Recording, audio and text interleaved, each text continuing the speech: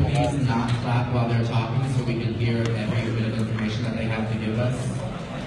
Yes, Senator. So no noise while our candidates are speaking so we can have the most out of this debate. Thank you. Mr. Cornell, next question. The death penalty has always been a very controversial issue as a state decision. What is your stance on the death penalty and why? Okay. Death penalty. Obviously, if you're up for consideration for the death penalty, you have done something that is truly terrible and cannot be stood for in this country. If you've murdered or massacred millions, or not millions, but hundreds of people, or 50, or however many people, do you really think you have the right to live?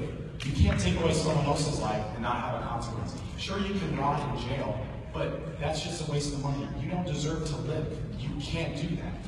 You broke our laws, and you took away someone else's life. You affected a family and many other people in the community, and that's something you can't come back from. Thank you.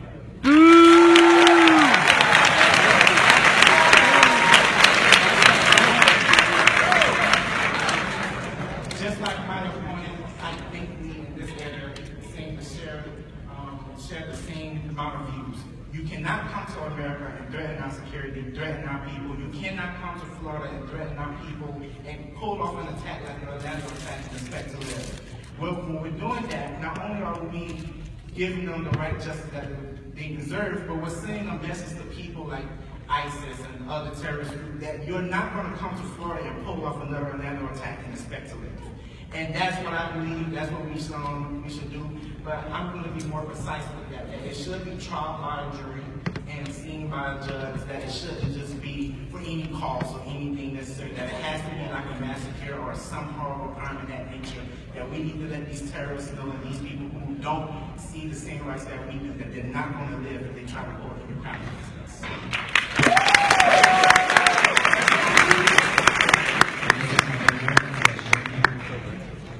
Candidates, as you may know, many other states are legalizing medical marijuana. What do you think the effects would be if we legalize marijuana in our state? If he says yes, he's going to do it. That's just a fact. He has to say yes.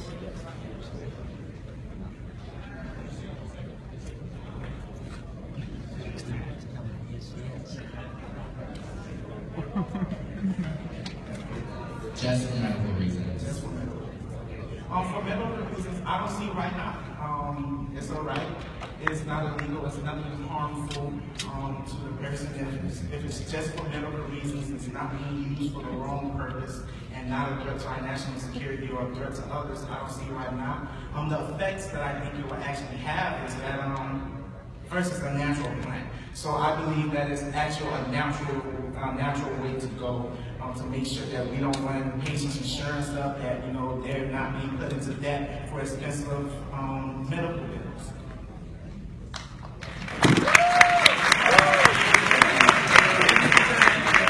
I also agree with my opponent. I do think medical marijuana should be allowed in Florida, and it definitely, bottom line, it can help save lives, and that's what we should do. We want to have the healthiest, most strongest state, and this is one way that we can achieve that. And of course, I know when you start with medical marijuana, there's a lot of benefits for it. You have an industry now in marijuana, and obviously that industry is going to develop over time, and it's more than likely going to lean towards recreational use. That being said, we may be able to get to a point in time with that, but it has to be after we test out medical marijuana, which will help and save lives. Thank you.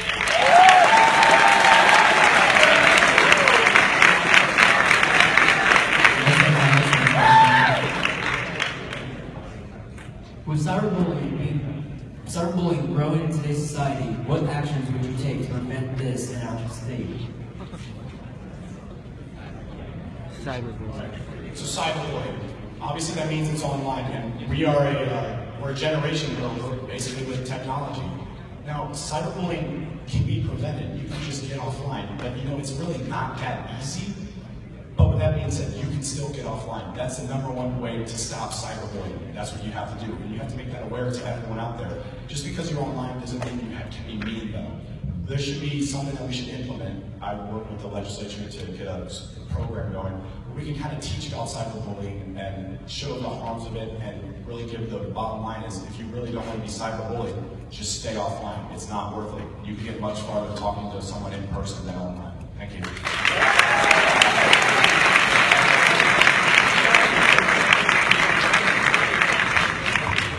Personally, this is one topic that me and my opponent see different. I believe that recyclability is unnecessary, and there are hundreds and thousands of lives that are being taken away. People are killing themselves, people are being addicted to drugs and doing all type of harmful things to themselves because of cyberbullying. Now, if proven in the court of law that someone committed suicide due to cyberbullying, my job as governor is to put the full extent of law on them. Put that person to jail, put that person offline. Do what we have to do legally to show these other people online that you cannot bully somebody on Facebook, Instagram, or whatever the social media site is and not get persecuted by the state.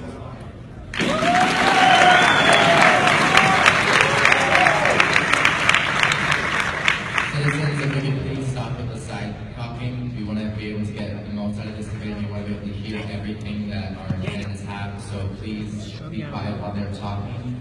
Thank you. Mr. Saban, next question.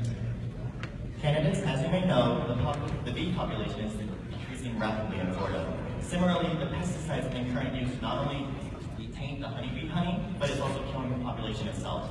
What would you do as a solution to this problem?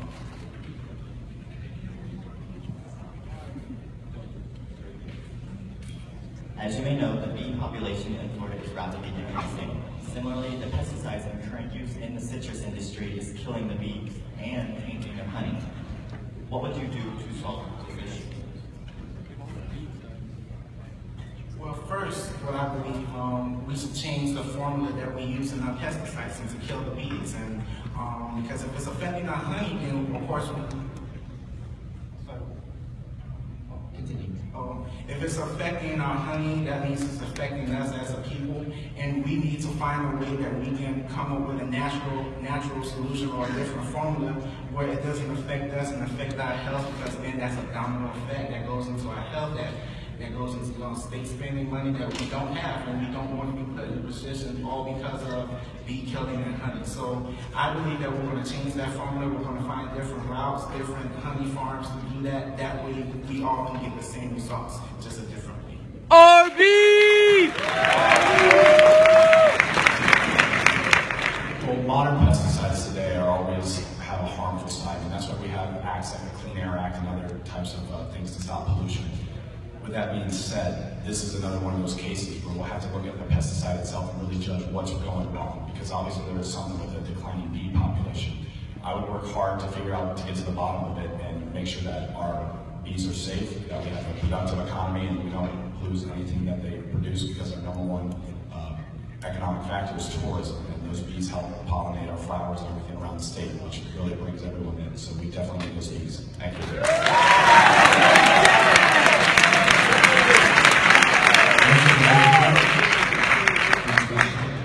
In Florida, the minimum wage is $8.05 currently. And many populists and members of the lower class are calling for a raise in that figure. Do you think the minimum wage should be raised? And if so, to what extent do you think it should be raised? I do not think the minimum wage should be raised.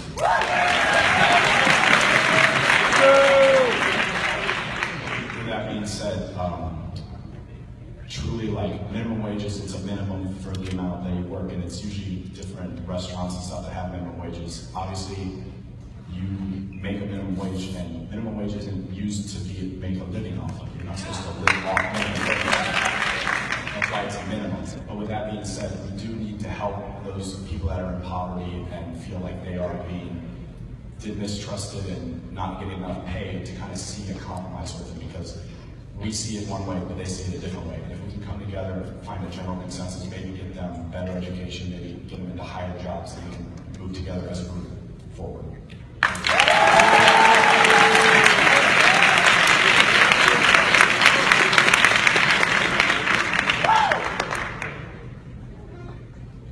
For this matter, the national minimum wage limit, I believe, is $6.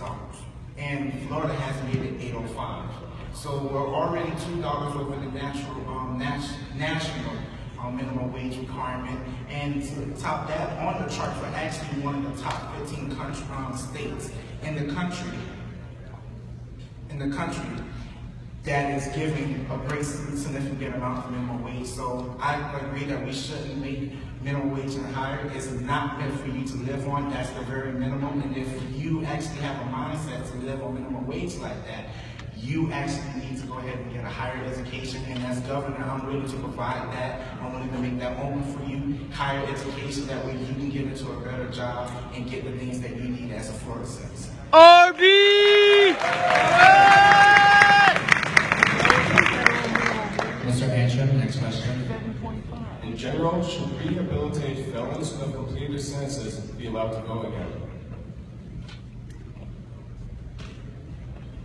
Yes, they should be allowed. They should be allowed to go again.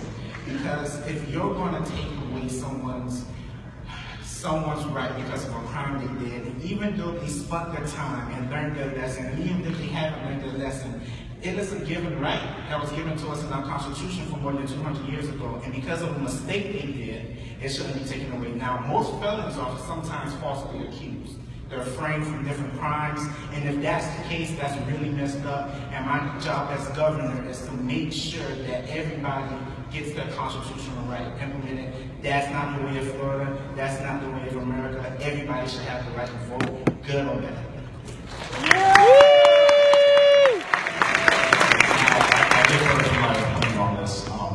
If you committed a felony, you broke the law, and law-abiding citizens are given their rights. That being said, you have the right to vote, and if you break the law, you give up that right. You should not be able to vote.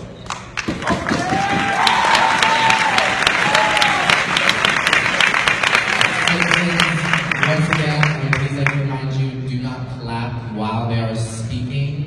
Even if you really, really, really like what they're saying, just save it to the end. That way they can continue what they're saying, and they can get their point across, so you guys have a very structured person of who you want to vote for. Okay. Next question. Given the recent attack in Orlando, would you make efforts to limit the ability for people like the Orlando shooter to obtain assault weapons? Obviously, the attack in Orlando was devastating, and we mourn the losses of all of those, but they do make us stronger as a whole, and we pray for their families and friends. That being said, gun control is a tricky task. It's literally one of the most debated topics of our generation. It's going to still be that way. But your Second Amendment right says that you have the right to bear arms and no one can infringe that. You can't prohibit people from getting guns, but you can stop the bad people from getting guns. There needs to be background checks, I understand that. But if you're, say, a felony, you don't deserve to have a gun. If you're on the FBI watch list, you don't deserve to get a gun. Like, it's that simple. I mean, I don't understand why you would give someone a gun if you do that. I feel like you should at least know that. But you need to have, if you want a gun, you should have a gun because you're given that right. It is your right. If you break the law, you do not deserve it. Thank you.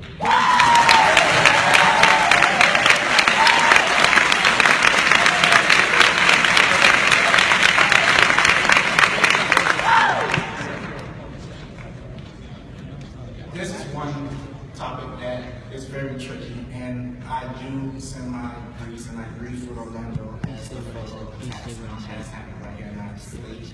It is wrong, it should have never happened, and it should have never been allowed in the first place, and I do share that same sharp sorrow as people do in Orlando, just as many as we do here. And with that being said, we have to come up with a strategy to make sure that people can't get a gun. Now, the whole idea about felonists not being able to get a gun, I disagree. People, and let me explain, people are convicted of wrong crimes. There are good people that are convicted from bad, and there are bad people that are misinterpreted for good. You can't tell them both apart. You can't look at me and say I'm a school shooter or not. I can't look at you and say otherwise.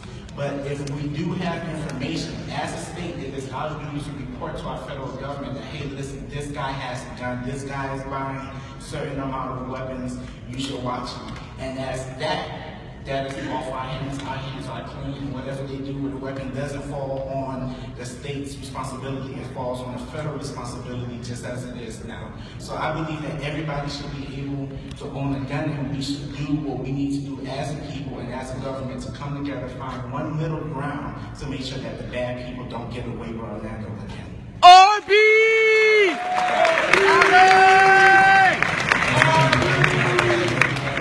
This is sort of a follow-up question. On account of the tragedy that happened in Orlando and other recent shootings, do you think our state should enforce a psych evaluation before we sell guns to our citizens? Yes. Not all guns. I believe certain guns should be given. Only on the high automatic guns like an AK-47, anything that can be used for slope, with a scope or a sniper or anything like that, just to make sure they're in the right state of mind. Now, common guns that are used for sport, no. If it's used for sport, that's a common thing, but anything that can be used to be a heavy threat to our national security and the security of our state, there should be a mental test to see where that state of mind is at, and that's all there is to it. Woo!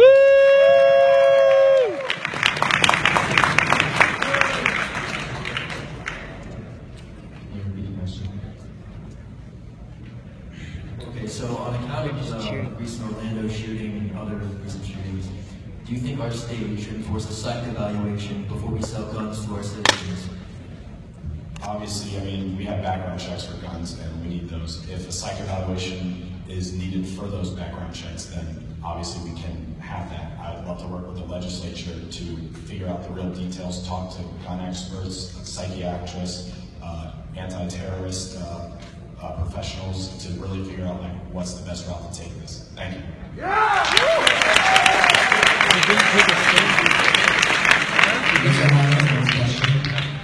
Since tourism is such a vital part of Florida's economy and the recent tragedy with the child alligator in Orlando, how would you compromise the tourist industry as well as the restrictions in preventing these issues? Can you repeat the question, the last part of the question? How would you compromise the tourist industry as well as the restrictions in preventing of these issues? Okay, obviously the tragedy at Disney is very sad. We mourn the loss of that 2-year-old kid and his family. They're going through a rough time. Now, we as a whole need to pass some legislation or something that we can put up maybe better signs and stuff, but there's really no way to enforce that. We live in Florida and there's alligators everywhere. There's other kinds of animals. You can't really expect that. There was a no swimming sign too there, and if it says no swimming, I mean, that's like your first warning. So we have measures in place. This was just a freak accident that just happened in recent events of the shooting as well, which kind of escalated even further. And I do believe that we will be able to figure out a solution to this. Thank you.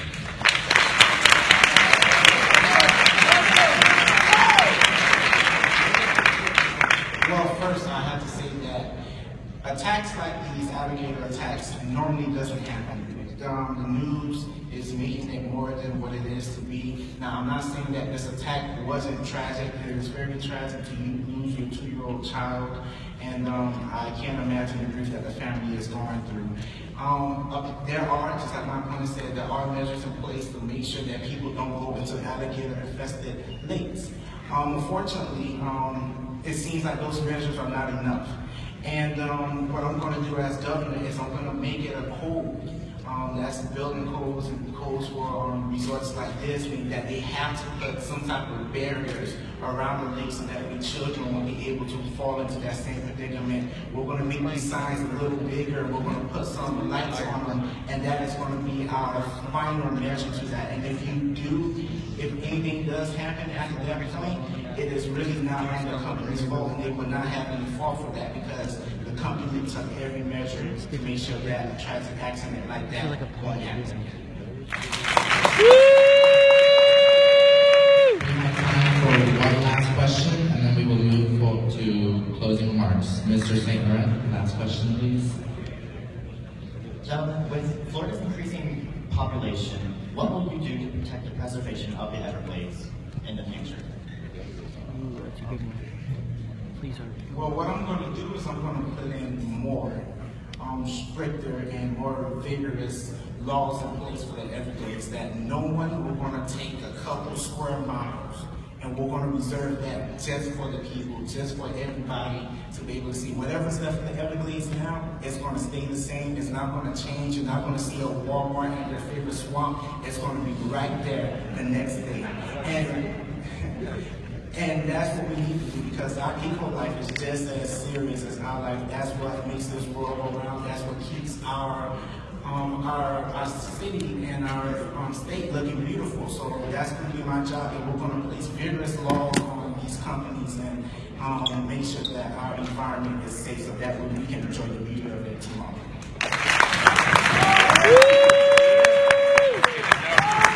Arbie!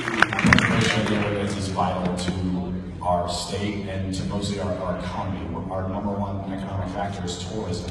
People come from all over the world to see the Everglades.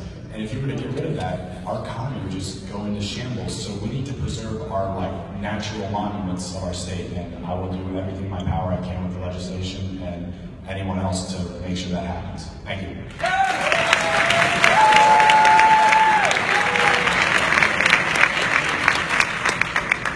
We have time for one more question, actually, and then we will move to our closing remarks. So, Mr. Rosenblatt, please, last question. Do you believe that transgendered people have the right to use whatever restroom they identify? God damn. Again, silence, so our candidates can respond as accurately as they can. Obviously, the federal government has already made a stance on this, and that they allow it. Being a state, they have the federal law over us, so we really can't do much about that. But what we can do is have a quorum of the entire state. I would rather have this left to the voters to decide, because it's really you guys who it affects. I'm just one person. I should not be able to make that. I'm not a transgender. I have never met anyone either. I don't have the experience or right to talk about it like this. I feel like it'd be better if the state and the voters actually decided, because they are the more sensible and they know what they want from their state. Thank you.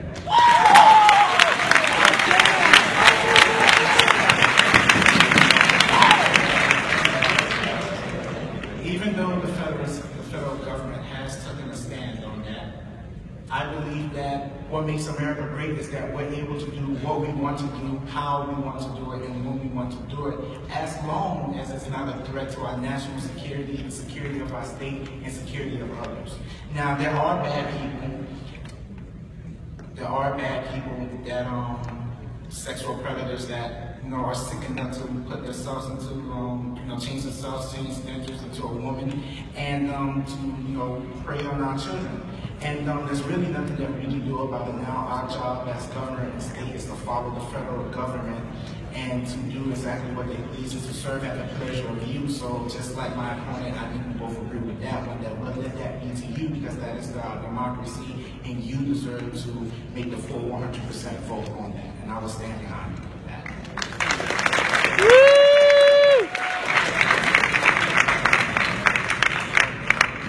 We still have time for one more question.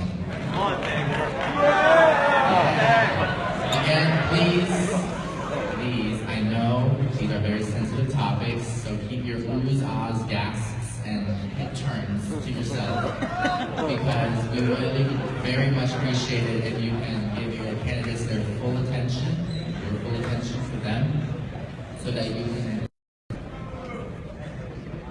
can make a very educated decision when we vote. So, last question, locally. Mr. Angel. What do you believe are the core causes behind discrimination directed towards the LGBTQ community? And what steps would you and the state take to proceed to deal with those core causes?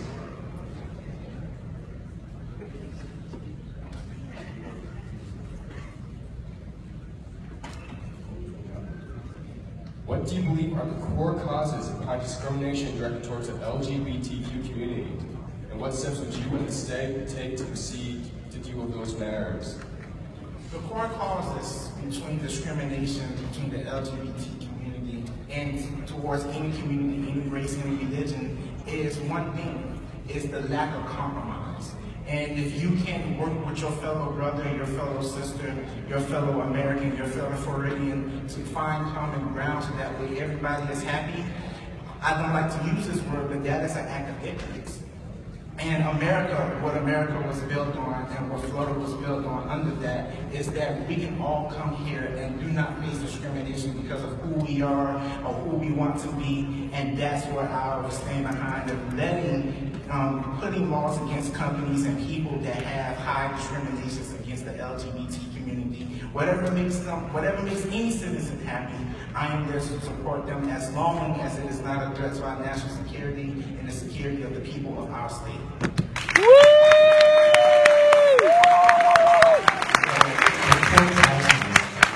It's relatively new for everyone, and it's just like interesting because not everyone knows how to react to it, because this is the first time in history that we've actually made like leaps and strides in the LGBT community coming out and really showing who they really are. But with that being said, obviously we want to support everyone that we can equally fair, because everyone has an equal opportunity in America. That's what we're all about. We're also all about having the freedom to do what you want and be who you are. And that's what I want to stress as governor as well. And I feel like we can really get stuff done and we can bring everyone together. Thank you.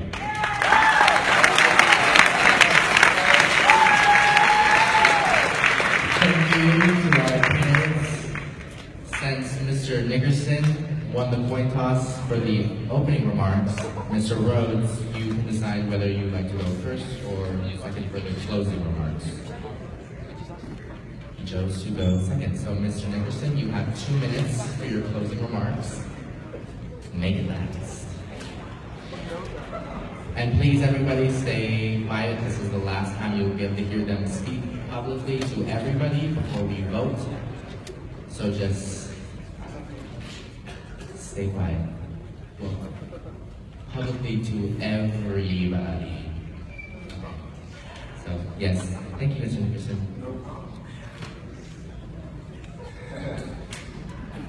My beliefs as governor is to stand behind the people that nominated me for this great honor and to stand behind the people that make this great nation, that make this great state.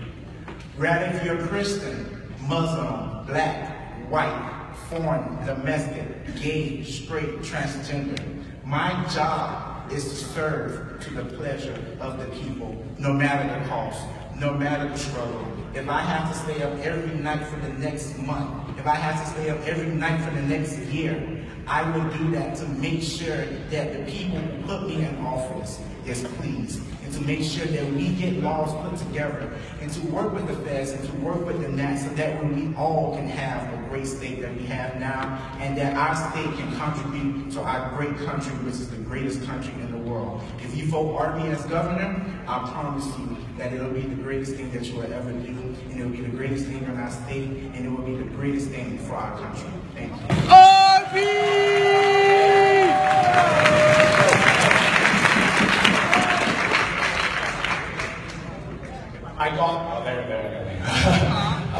First off, I just want to say thank you to my opponent. He's a great man. He's really great. Thank you to the press corps for putting on such a great debate. Thank you to you all for listening to us and really hearing us out. Counselors, the American Legion, and all the veterans out there that really made this possible. Because without them, I would not be standing here talking to you. I really want to stress that our philosophy, if I were to be, when I'm governor, would be to make sure that you can be yourself and you can really have the best experience you can. Because after all, it's about having fun with it.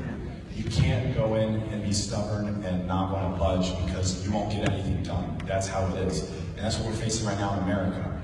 But we are still the great country that we are. We're still the ones that were the first ones on the moon, the ones that won the Olympics against the Soviet Union in 1980. We're still the ones that are back-to-back World War champs. We're still the ones that kicked Britain's butt in the Revolutionary War. And we're going to be the greatest ones to ever move on in life. Thank you.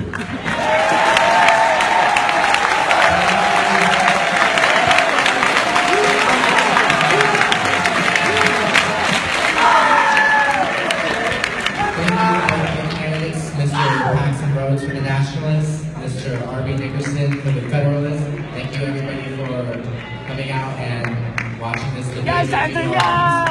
support, everybody. Thank you. Yes,